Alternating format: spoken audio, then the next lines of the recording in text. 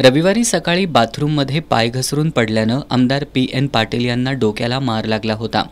दुखापतीमुळे मेंदूत रक्तस्राव झाल्यानं शस्त्रक्रिया करण्यात आली होती. शस्त्रक्रिया यशस्वी झाली तरी त्यांच्या प्रकृतीमध्ये फारशी सुधारणा होत नव्हती. त्यांच्या प्रकृतीमध्ये सुधारणा व्हावी यासाठी करवीर तालुक्यातील गावागावांमधून त्यांचे कार्यकर्ते देवांना साकडं घालत होते. परंतु आज सकाळी या सगळ्यांची निराशा झाली.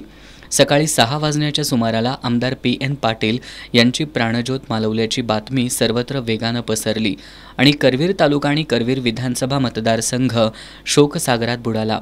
गेल्या 4 दिवसांपासून रुग्णालयाकडून मिळणाऱ्या माहितीकडे मोठ्या आशेनं डोळे लावून बसलेल्या पी.एन. प्रेमींना आज अश्रू अनावर झाले. आमदार पाटील यांच्या निधनाबद्दल दुःख व्यक्त करत खुपिरे, बीड, साबळेवाडी, बीडशेड, बहिरेश्वर, सांगरूळ यासह करवीर तालुक्यातील बहुतांश गावांमधील व्यवहार बंद ठेवण्यात आले.